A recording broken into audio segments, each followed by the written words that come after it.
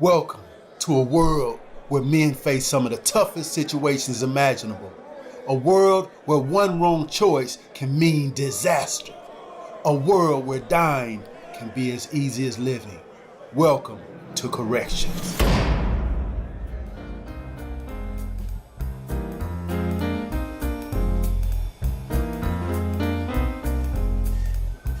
Officer Martin, the warden will see you now. Thanks. Come on in, Officer Martin. Have a seat.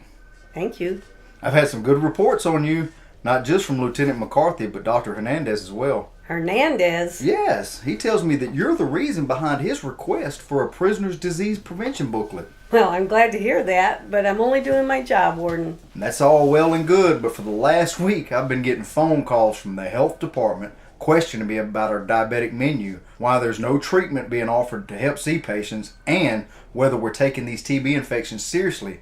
And to add on to that, inmates' wives and mothers are calling me to talk about their health. Do you happen to know anything about this? And Officer Martin, this isn't a good time to be smiling. Forgive me, Warden. I may be partly to blame, sir. I've called the health department a few times trying to get information. I wasn't trying to report on any wrongdoing here. I was just trying to educate myself. I did mention where I worked and why it was important to me. Officer Martin, health is not your department. Let me explain one more time. Prisons all over the country are struggling for funding that's not there. This prison is overcrowded and I'm having to cut back on a number of things. The last thing I need is pressure from the health department and family members. Believe me, sir, I understand. But regardless of the cost, these health issues need to be dealt with before things get worse and cost United even more. I don't think you can ignore it. I'm not ignoring anything, Officer Martin. I'm simply trying to explain to you the situation this prison is in. I don't mean any disrespect, sir, but too many men here are sick, spreading diseases, ignorant of what they have, how they got it, and what to do about it. And most of the staff are just as ignorant, or just don't seem to care, because you're responsible for this prison. When this blows up, the blame will fall on you. All I'm hoping is that you can figure out a way to make this place healthier for everyone. Officer Martin, I must say, I like your determination. You're becoming a pain in the rear end for me, but I wish I had more officers like you. Thank you, sir. So I have an assignment for you that just might wipe that smile off your face. A TB screening is scheduled for tomorrow, and I'm making you responsible for ensuring that everything runs smoothly. And if it doesn't, you have to answer to me. But, sir, I'm only a CO1. Shouldn't someone like a sergeant or Lieutenant McCarthy handle it? Lieutenant McCarthy will be there, but only to make sure that you're handling it well. Be careful what you ask for, officer, because you might get that and more. Yes, sir. Have a nice day.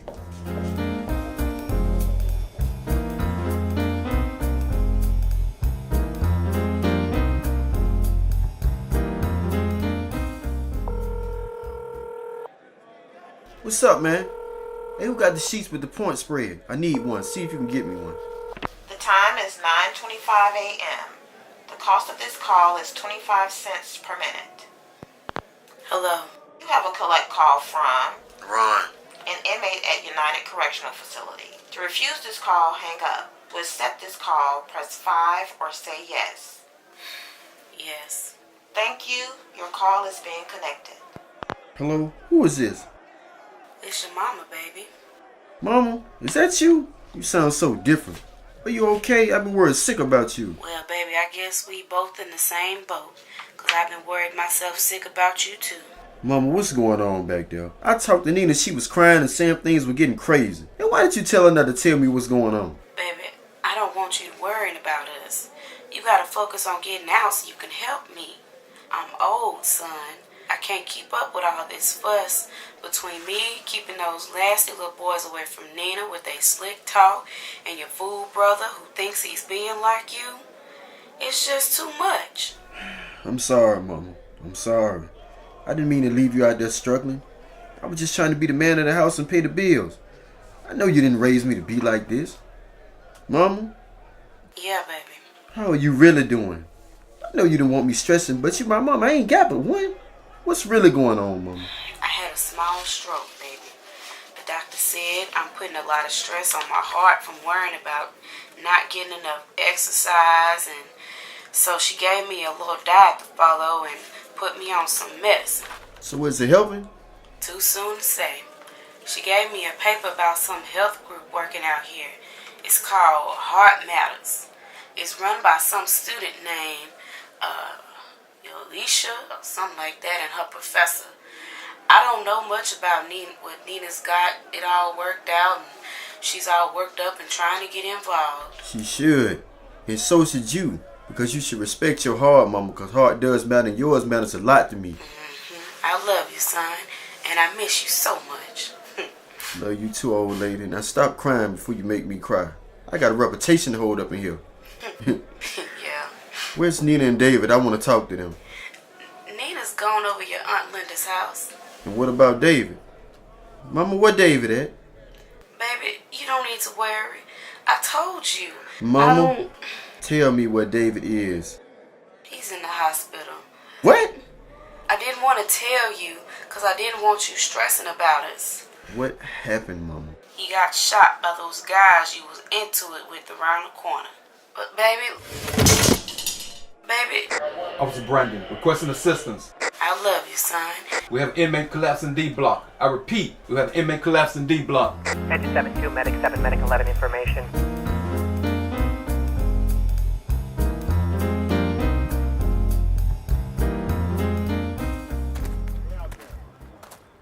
Look at that. Look at the tattoos on that guy, Hardcore.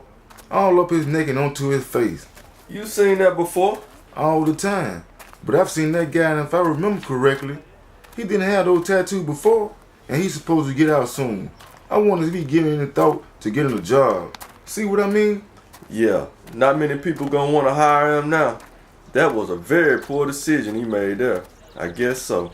Makes me think about Jimmy H and his infected tattoo. Another poor decision. I tried to tell him, tried to warn him about what was gonna happen. But he gets that Skillet clown to tat him up, gets infected, and when he goes after Skillet with a shank, he ends up hurting my man Charles instead. One bad decision after another one. I feel blessed to be getting out of here tomorrow. It's not hard to make a mistake around here. I feel you.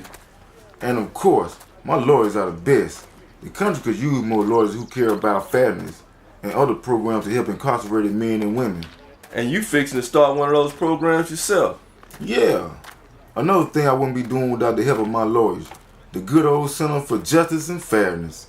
They helped me with all the paperwork for setting up my non-profit organization, and they helped me apply for money to run it. I sure do wish you the best of luck, Sean P. Well, thanks. I mean it. You've been a great cellmate, and I've learned a lot of good stuff from you. I learned a lot from you, Hardcore. Like how to survive these past years. That was the most important thing I could learn.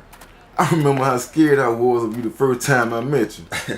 Yeah, I had your skinny little ass in a sling until I was sure I could trust you. Well, from the sound of it, you might still be helping me. With my help? That's your plan when you hit the free world, right? You got it. I want to set up a reentry health system, but also advocate for better health care for people still incarcerated. Well, you can count me in that group. I'm going to be here till I die. That's what they calling it these days. A life without sentence being called a death in prison sentence. And guys like you and like Charles, guys who are getting older are going to give the prison system a lot of challenges. Challenges they can't handle. I hear you. Guess I'm more worried about Charles than about me. Seem like he gonna have to stay in seg just to keep him out of trouble. It ain't right. Guys our age get to be pretty harmless, you know. If Charles had got out before his Alzheimer's got bad, he might have had a chance at some decent health care. Well, I'm going to do my best to help somehow, but it's going to be a real learning experience. No promises my first year out. Well, that seems just and fair.